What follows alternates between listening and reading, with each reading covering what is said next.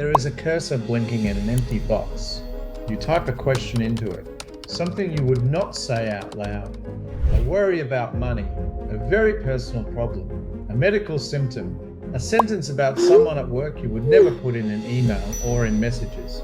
You read it back, then you delete it. The box is empty again. At the White House, tech titans meet with the president to talk about risk and reward over artificial intelligence. Now, reports from the New York Times and CNN say top executives from Meta, Anthropic, Google, and OpenAI, they'll be there to discuss new AI regulatory frameworks with White House officials. You believe it is gone. Forever, it is not gone. On the 13th of May, 2025, a federal court in New York ordered a single company to keep every conversation its users had ever had with its chatbot, including the ones they had deleted, including the ones they thought no one would ever see. The order did not ask permission. It did not check who those users were. The delete button had been doing nothing all along. That company was OpenAI. The chatbot was ChatGPT. And the number of conversations the court reached for was not thousands. It was around 20 million. 20 million private exchanges held forever, preserved, pulled out of a 30-day deletion cycle and frozen in place because a court in a copyright case decided it might need them later. Not one of those users was in the room. Here is the part that really matters, and it is not really about one company.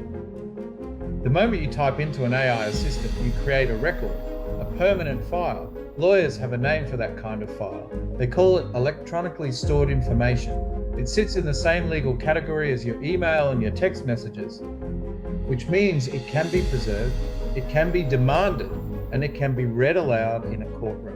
Just remember that for a long time that was theory, then it stopped being theory. In February 2026, a federal court in New York ordered a man accused of fraud to hand over 31 documents. He had not written them alone. He had made them with an AI chatbot. His argument was the one most people would reach for. Right, we've seen a lot of these major frontier models taken offline. There's been a lot of confusion, and the sort of capabilities that allow you to defend are the same capabilities that allow for offense, and that's why it's a bit... He said those conversations were private, protected. The court disagreed. A conversation with a chatbot is not protected the way a conversation with your lawyer is. There is no privilege there. There never was, even if you treat the chatbot as your lawyer. So the prompt you type to help you think becomes the evidence of what you were thinking. Now there is a narrow way out. It is worth understanding because most people will assume it covers them, and it does not. In June 2026, two courts drew a line. On the 3rd, a business court in Texas held that one person's ChatGPT conversations were protected. The next day, a court in New York quashed a demand for another person's AI prompts. Both said the same thing. When a lawyer directs the work, when the prompts are part of preparing an actual case, they can be shielded. Read that carefully. The protection is for legal work, directed by a lawyer, for a case that already exists. That is not what is happening in your organization. I actually think it's the wrong question entirely. The reality is, open source models are, no matter what the benchmarks say, not at the same level as the closed frontier models by OpenAI, Anthropic, and others. In your organization, someone in finance is pasting a draft into a chatbot to tidy the wording. Someone in HR is asking it how to handle a difficult exit. Someone in the deal team is asking it to find a weakness in a contract before Monday. None of that is directed by a lawyer. A lot of recent developments. We have 100-some AI employees penning this letter saying that the government needs to step in. We need to slow down development of AI for protection. We have economists who also penned an open letter to the government saying we need... None of it is shielded. All of it is a record. And this is where it stops being an IT problem and becomes a boardroom one. Not quite yet, but I think we're seeing the early signs of something that could be bad if it's not taken very seriously. We're at a crossroads here, understandably. By 2026, roughly 69% of professional staff were using general-purpose AI tools for their work.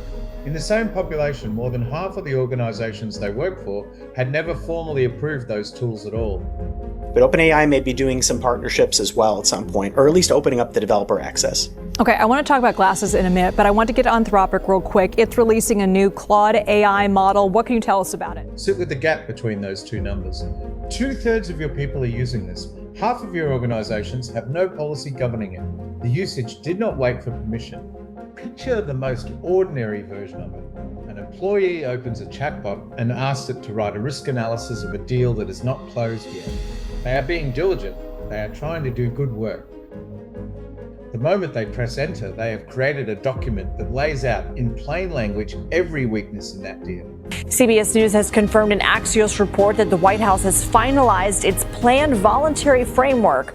We already in our society accept some level of autonomy. I think they built kind of like an autonomous system and made some mistakes. And as a result, we're facing this issue.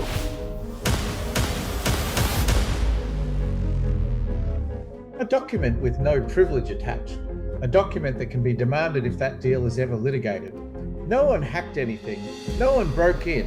The exposure was typed voluntarily by someone trying to help. Not good. So ask the question the way a board has to ask it. If that document surfaces in a dispute 2 years from now, who carries it? Not the employee. The liability climbs. It lands on the people who are meant to know what the organization is doing with its data. It lands on the board. There is a final turn to this, and it is the reason the date at the start matters. You have to remember it's a technology system, but built by engineers, and engineers can make mistakes sometimes, and I think that's what happens. That preservation order against OpenAI, the one that swept up 20 million conversations, in October 2025, a court narrowed it. Going forward, the company was released from part of it. If you only read the headline, you would think the danger had passed. But look at what actually happened. For 5 months, the private conversations of millions of people were held, not because of anything those people did, but because of a courtroom they had never heard of. Well, more smart glasses, new AI models, and an Instagram crackdown on creepy videos. Those are just some of the top tech stories we're following today. I want to bring in CNN. In a case they were not part of, their exposure was decided entirely by other people. It was switched on and later partly switched off, and at no point did they have a say. That is the real shape of it. Your record does not depend on your intentions. It depends on whose case needs it. You cannot untype a prompt. The thought you typed to help you think is now a thing that exists in the world separate from you, waiting. It does not matter whether the case ever comes. The record is already made. It was made the moment you pressed enter, in the same second you believed you were talking to something private. There is a cursor blinking in an empty box. You know what it is now. If your organization has not decided who owns this, that decision is being made for you, one prompt at a time.